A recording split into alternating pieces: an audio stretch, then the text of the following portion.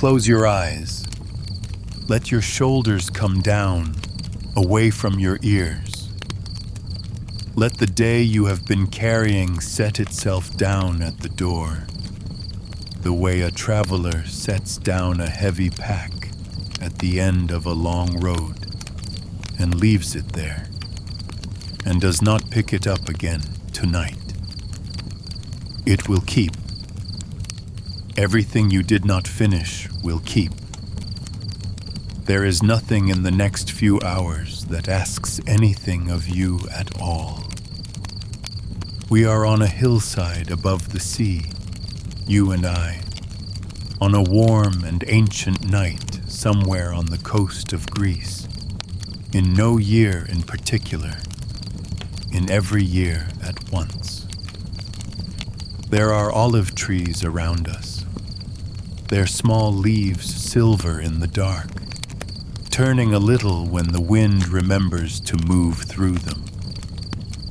Below us, a long, slow slope of grass and stone goes down toward the water, and the sea is breathing in the dark, the way it always is, coming in and drawing back and coming in again.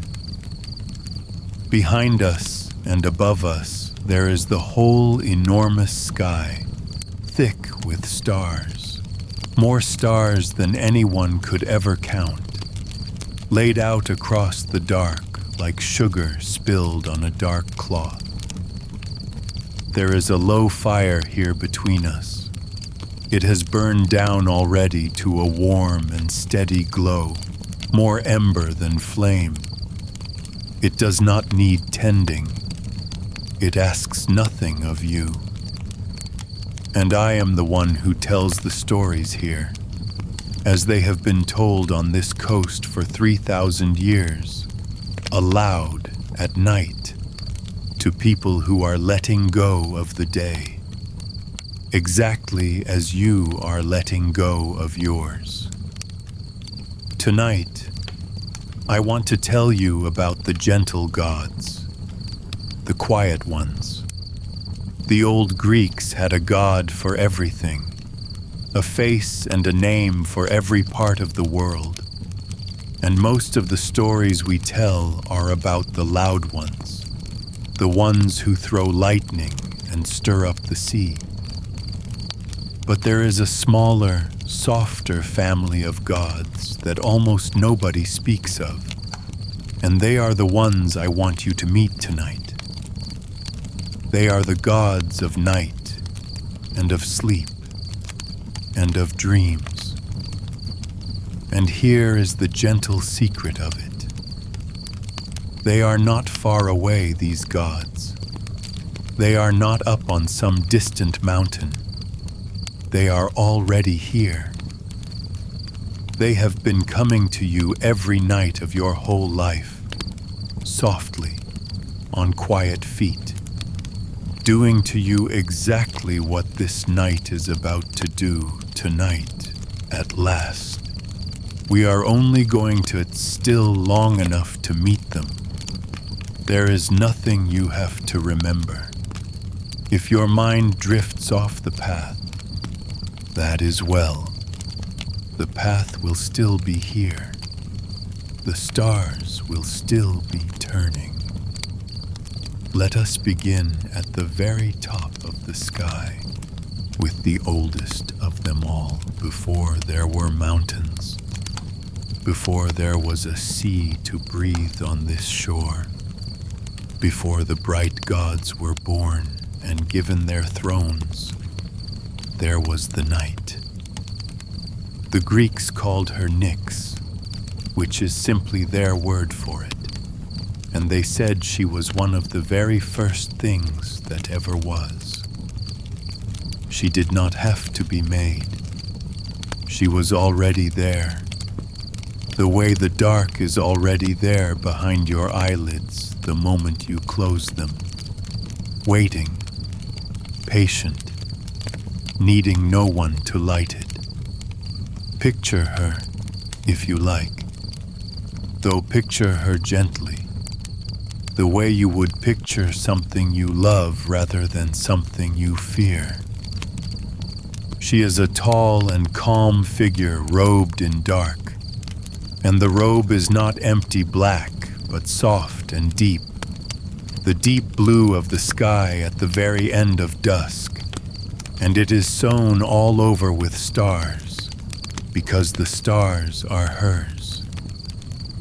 When she draws that robe across the world, evening comes. When she gathers it up again in the morning, she folds the stars away with it and lets the day begin. She has been doing this, unhurried, since the beginning of everything, and she has never once been late, and she has never once been in a hurry. The old storytellers said something about her that I have always found lovely. They said that even Zeus, the king of all the gods, the one who ruled the lightning and made the great mountain shake when he was angry, even he was careful around Nyx. Even he spoke softly to the night and did nothing that might displease her. Not because she was fierce, for she was not fierce, but because she was older than he was, and deeper.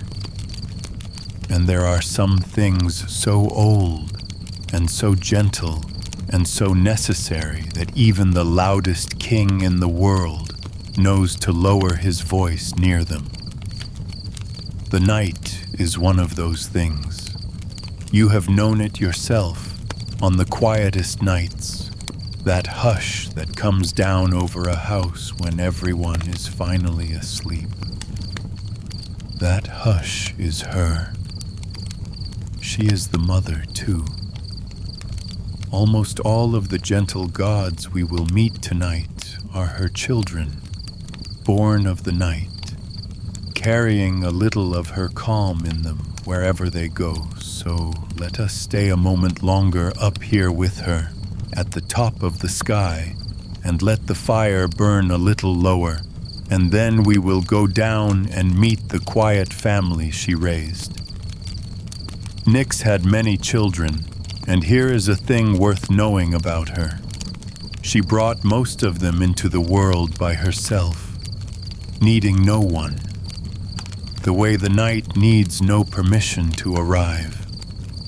And her children are, almost every one of them, the soft and shadowed things, the things that only come out when the day has gone. Some of them you already know, without knowing you know them.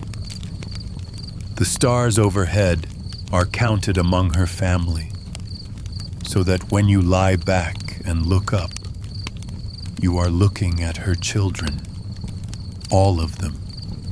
Thousands of them, keeping their slow watch over the sleeping world.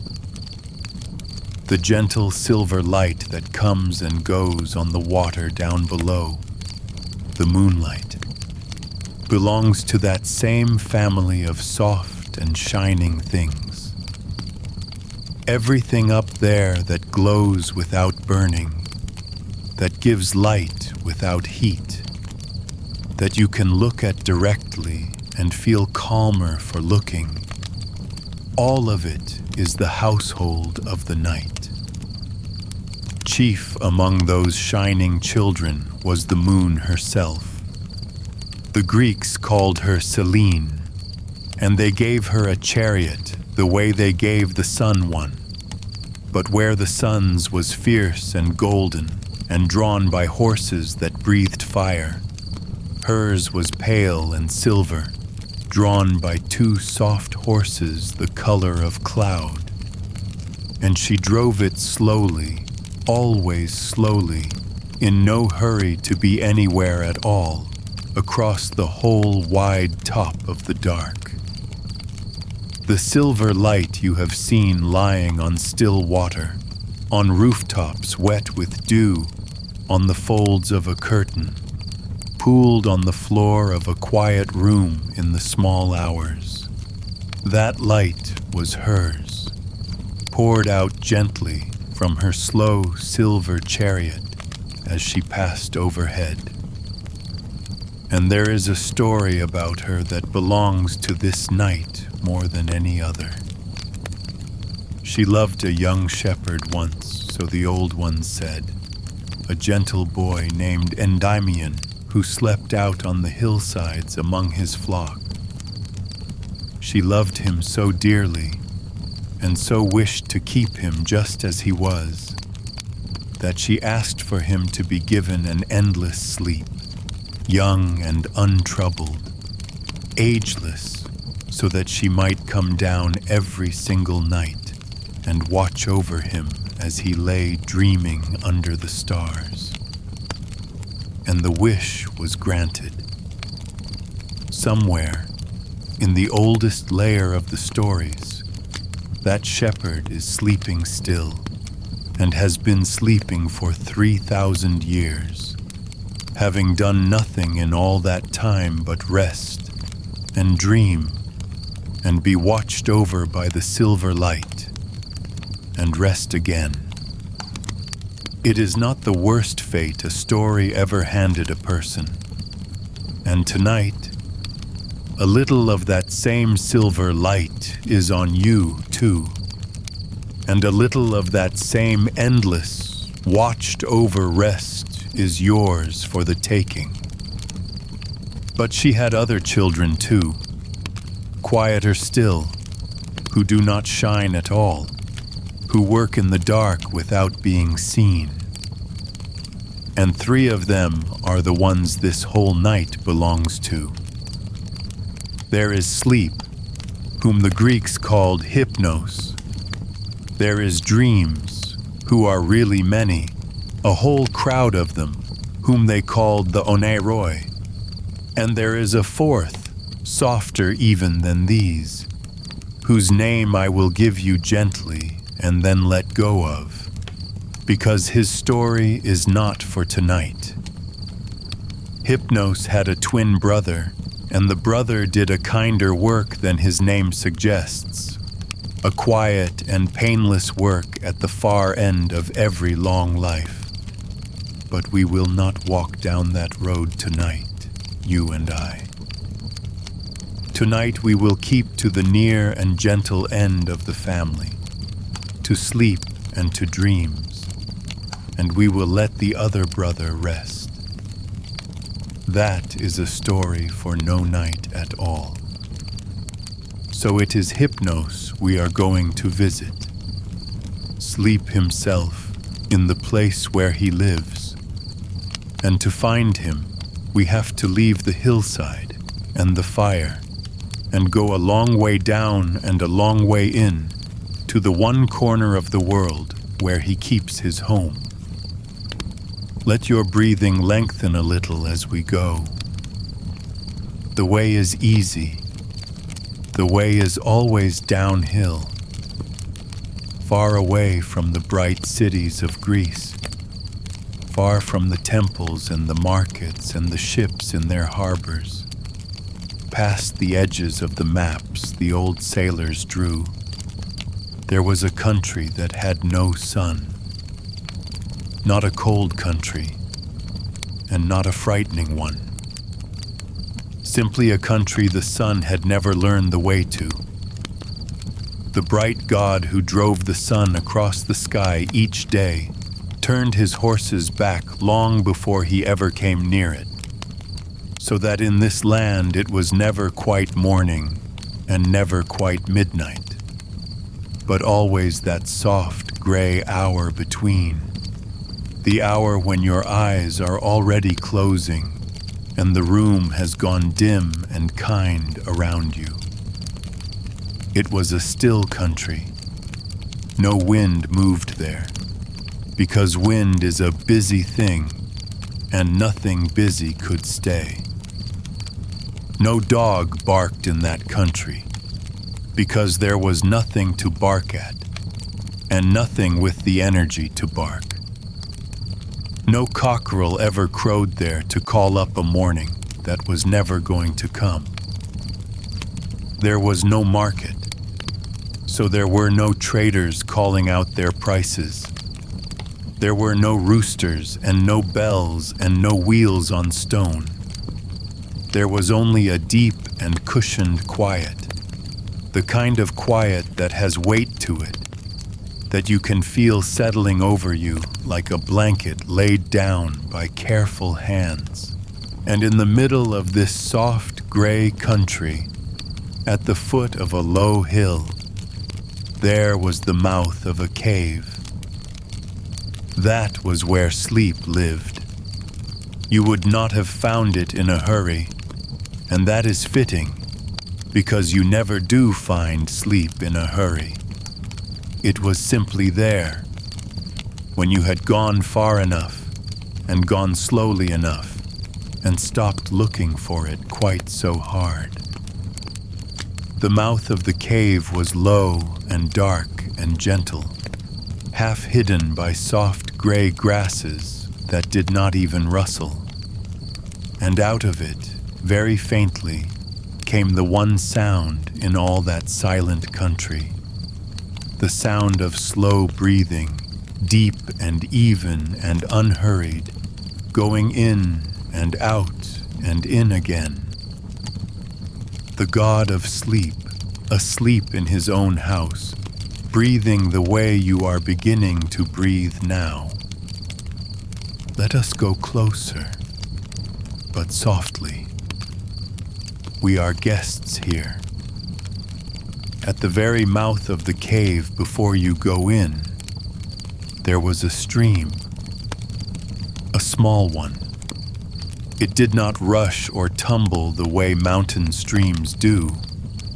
It moved so slowly that you had to watch it for a while to be sure it was moving at all, sliding out from somewhere deep inside the cave, curling once across the gray grass, and disappearing again into the dark.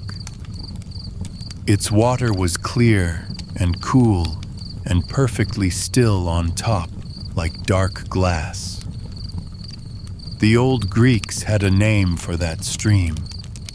They called it Lethe, which was their word for forgetting, and they said that its water had a gentle power in it. If you touched it, if you so much as let it run over your fingers, you began very softly to forget. Not the things that matter, not the people you love, or the sound of a voice you know, or the way home. Only the small and heavy things, the things someone said that you have been turning over all day, the task you did not get to, the worry you picked up somewhere this afternoon and have been carrying ever since without even noticing the weight of it. All of that, the water of Lethe simply took, quietly, the way a slow tide takes the marks off the sand, until the sand is smooth again, and clean, and holds nothing at all. So let us do what every visitor to that cave has always done. Let us kneel down at the edge of that slow, dark water, and let our hand rest in it for a moment. Feel how cool it is. Feel how still, and feel it beginning so gently to carry things away. The day you had, the things left undone. Let the water have them. It has carried heavier days than yours, from wearier travelers than you, for 3,000 years, and it never fills, and it never floods, and it never gives any of it back. You do not need those things tonight. You can pick up whichever of them still matter in the morning, and the morning will be soon enough. For now, let the river of forgetting do the kind thing it was made to do. And when your hand is empty and your mind is a little lighter, we will step through the door. All around the mouth of the cave, growing thick in the soft gray soil where nothing else would grow, there were flowers, poppies, field after field of them, drowsing in that dim and windless light. The old Greeks knew about the poppy. They knew that its sleep was in it, folded up inside the seed.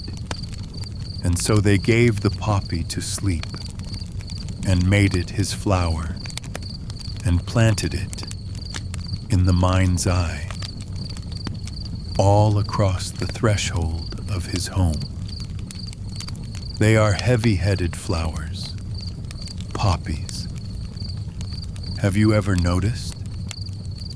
Their blooms are almost too big for the slender stems that hold them, so that they nod always, tipping slowly forward and then easing back, tipping forward and easing back, as if each flower were itself half asleep and fighting it and losing gently, gladly. Standing among them at the door of that cave, you would have seen a whole soft field of drowsing heads, all nodding at their own slow pace. 1,000 small green stems, each holding up its own small sleepy weight. The color of them, in that dim gray light, was a deep and dusky red. The red of embers. The red of the inside of your own closed eyelids, when a soft lamp is somewhere near. And here and there among the red ones stood a single pale one, white as the smooth ivory gate, glowing faintly in the gloom like a small held breath. They made no sound. Poppies never do. They only nodded in their slow and endless field, tipping and easing, tipping and easing. A whole soft country of flowers drowsing at the door of the god, and keeping, without ever meaning to, the exact slow rhythm of a sleeping breath. And there was a scent to them. Not sharp, not sweet exactly, but low and warm and close. A scent that seemed to get into your breathing and slow it down. To stand in that field for even a little while was to feel your own head grow heavy, to feel it begin ever so slightly, to nod along with the flowers, tipping forward, easing back. Your eyelids taking on a pleasant weight. Your thoughts beginning to come slower and further apart, with more soft space between them. This is the threshold of sleep, and it is made of flowers, and there is no gate to open and no password to give. You only stand among the poppies long enough and breathe their low, warm scent, and let your own head begin to nod. And then, when you are ready, and only then, you go in. Let us go in now. It is warm inside, and dark, and kind. Inside the cave, the darkness was soft and complete, and warm as a closed hand. It took a moment for the eyes to settle, and then, slowly, the shapes of the place came clear in that deep and gentle dark. It was larger inside than the low door had promised, a wide and rounded hollow in the earth, its walls smooth, its air still and mild. And there, in the middle of it, on a broad, low bed, lay the god himself asleep. Hypnos. He was, the old ones said, the gentlest of all the gods, of all the mighty family, the throwers of lightning and shakers of the sea. He was the one who had never once been harsh with anyone. He could not be. It was not in him. His whole nature was ease and rest and letting go, and you cannot be cruel and be those things at the same time. He was a young god, calm-faced, altogether peaceful to look upon, and on his shoulders, folded softly against his back, he wore a pair of quiet gray wings, not the strong wings of an eagle, but the soft and silent wings of a moth. The kind of wings that make no sound at all when they move through the dark of a room. For that was how he came to you. This is the loveliest part, I think. Every night, all over the sleeping world, Hypnos would rise from his bed and go out on those silent wings, unseen, unheard, moving from house to house and from bed to bed, and he would come to each person who was ready for him and simply touch them. That was all. A light touch of his hand, or the faintest brush of a wing across the brow, or sometimes, for the wearier ones, he carried a slender stem of his poppy and grazed it once across their closed eyes. And wherever he touched, the last of the day let go. The holding on unclenched. The person sank down that last soft inch out of waking and into sleep, and never felt the moment it happened, never could so afterward just when it was, because he was so gentle that the crossing left no mark. He has done this for you more times than you could ever count. He is very near to doing it now. Sleep did not live alone in that soft cave.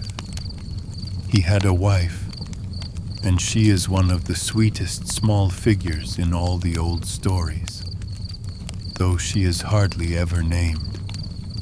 The Greeks called her Pasithea, and they made her one of the Graces, the goddesses of all the gentle and lovely things. And the particular gentle thing that was hers, the corner of the world she was given to tend, was rest, relaxation, ease, the unclenching of everything that has been held too tight for too long. Think for a moment of everything in you that has been holding on today, quietly, without your ever telling it to. The small muscles at the hinge of your jaw, the place between your eyebrows, your shoulders, which have a way of creeping up toward your ears when you are not watching them. Your hands, the breath itself which we hold high and shallow when we are busy, up in the top of the chest, and which drops down low and slow and full when we are finally at ease. All of that holding, all of it, all day, and most of it you never even asked for. It just gathered, the way tiredness gathers, quietly, without a sound. Pasithea is the goddess of the letting go of all of it. Where she passed, the held things eased, the jaw softened, the brow smoothed. The shoulders came down at last from where they had been hiding all day, and settled, and were still. The hands opened. The breath dropped low and slowed and deepened. This was her gift, and it is being given to you right now, in this moment, as you lie here. You do not have to do it yourself. You do not have to try to relax, which never works anyway, the trying. You only have to let her do what she does. Let the jaw go, let the brow go, let the shoulders come down. There. That is her. That is Pasithea, the grace of rest, moving softly through you, unclenching everything, one held thing at a time. Let us look, before we go deeper, at the bed the god lay on, because the old storytellers loved to describe it, and it is a restful thing simply to picture. It was made, they said, of ebony. Black wood, dark and smooth and cool, polished by long ages until it shone faintly even in that faint light, like still water at night. A great low bed, wide and soft, heaped deep with dark and yielding coverings, the kind you sink into rather than lie upon, the kind that seem to rise up gently around you and take your weight so that no part of you has to hold itself up any longer. And all around the bed hung curtains, dark and heavy and still, falling in long, soft folds from somewhere up in the shadows of the cave's high roof, so that the bed sat in a deeper dark within the dark, a small, closed world of quiet, curtained off from even the little gray light at the door. There is a reason, I think, that we still make our sleeping places this way, all these thousands of years later. A soft bed, heavy covers we can sink beneath, curtains or blinds drawn against the light, a door we can close. We are all of us, every night, building a small copy of the cave of sleep, without ever knowing that is what we are doing, arranging the dark and the soft and the quiet around ourselves, the way the god arranged them around himself. You have built yours tonight. You are lying in it now. Feel how it holds you. Feel the softness under you taking your weight, and the dark all around, and the quiet. You have made yourself a cave of sleep, and it is a good one, and the god would know it for one of his own. Now, all this long while in the deepest shadows of the cave, beyond the ebony bed and its dark curtains, something had been quietly stirring.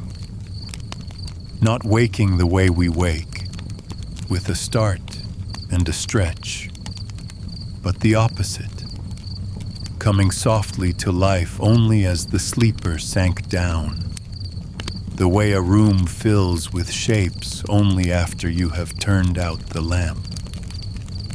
These were the Oneiroi, the dreams, the children of sleep, and there were a great many of them, more than anyone could number, a soft crowd of them living in the dark behind their father's bed, and they came out only into the minds of the sleeping. The chief of them, the eldest and the most skilled, was a god whose name you may know, for it has lasted 3,000 years and is with us still. Morpheus. His name comes from the Greek word for shape or form, and that tells you exactly what his gift was.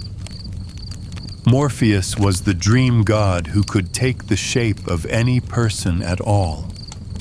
He could step into your sleeping mind, wearing the face of anyone, an old friend, a stranger, someone loved and long gone, and he could wear their face perfectly, their voice, their walk, the particular way they had of turning their head or laughing, so that in the dream you would say, "Yes, that was truly them.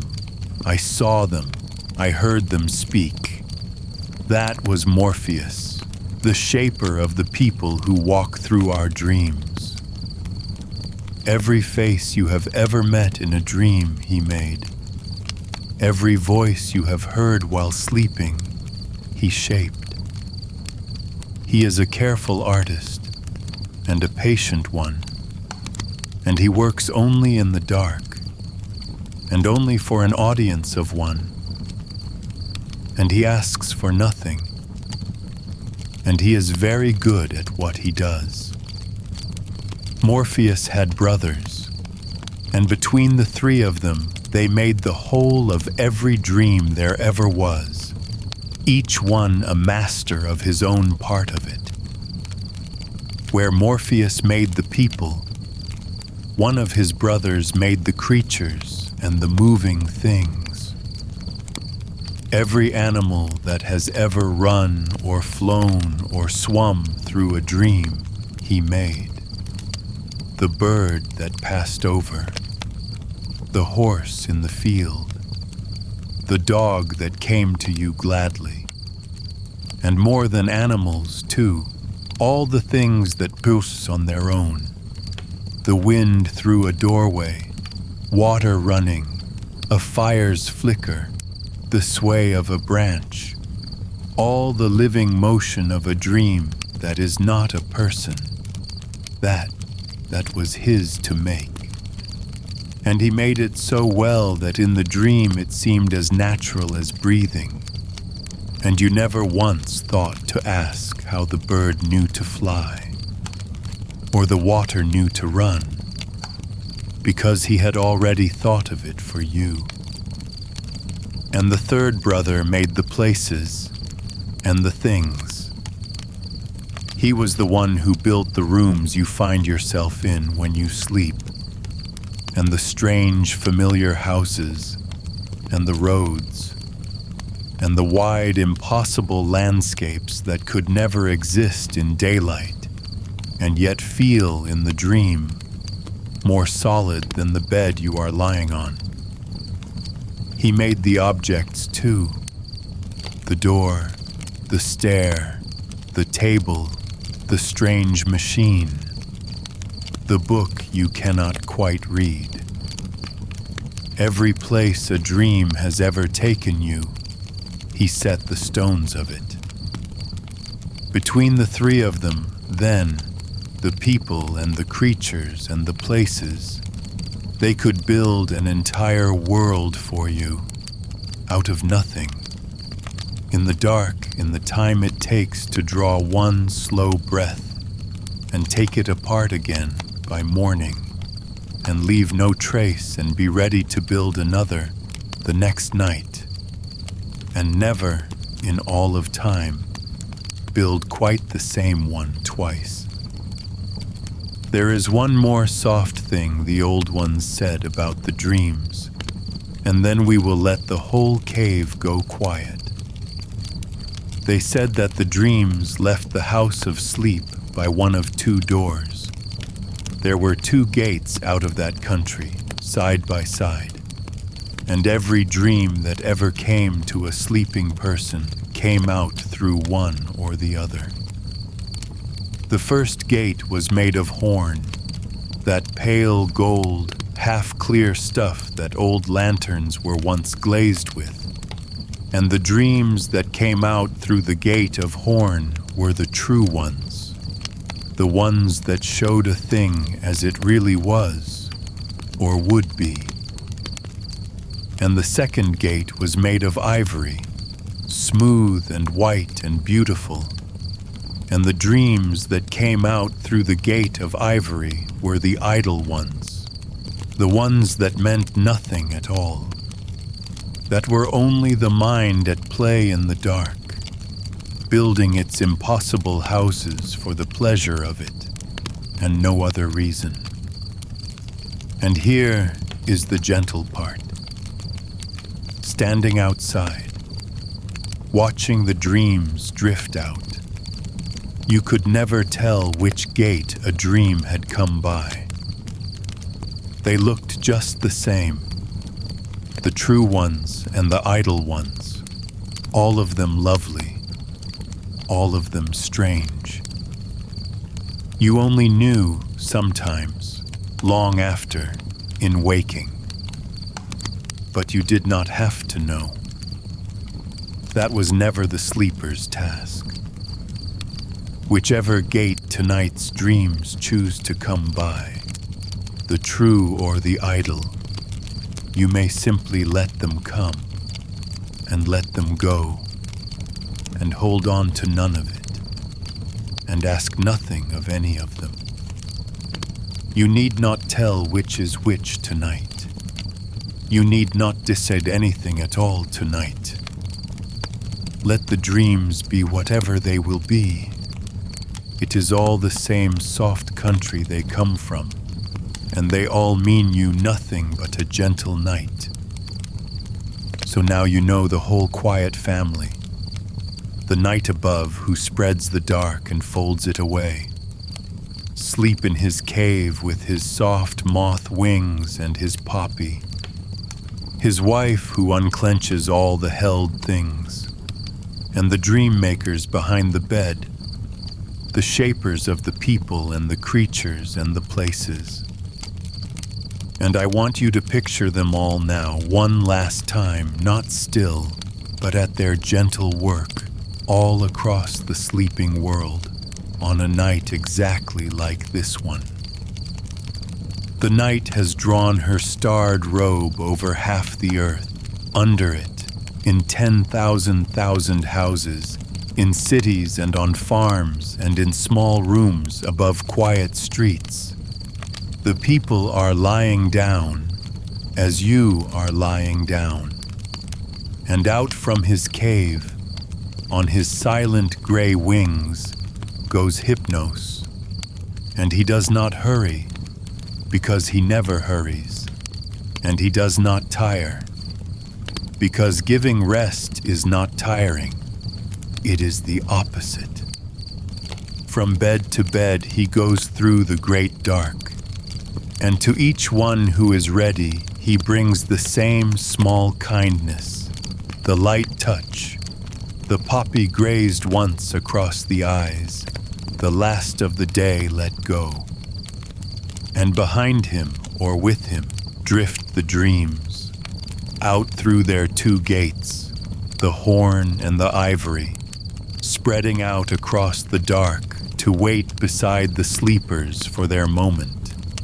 The people shaper and the creature shaper and the place shaper, ready to build a soft world for anyone who sinks deep enough to receive it. They are doing it right now.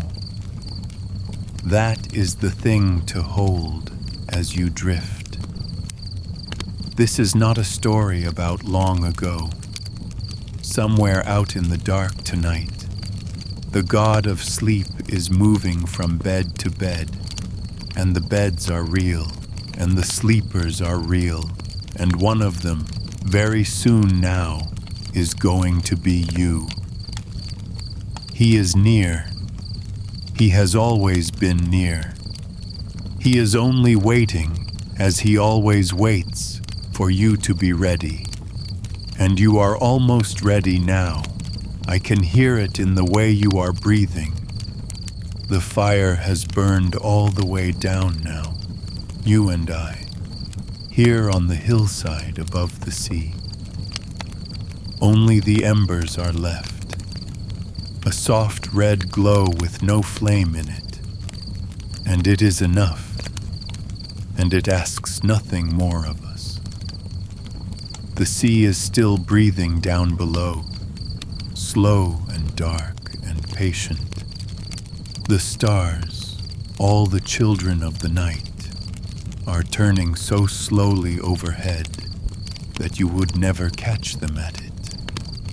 And you are very warm and very heavy and very nearly gone.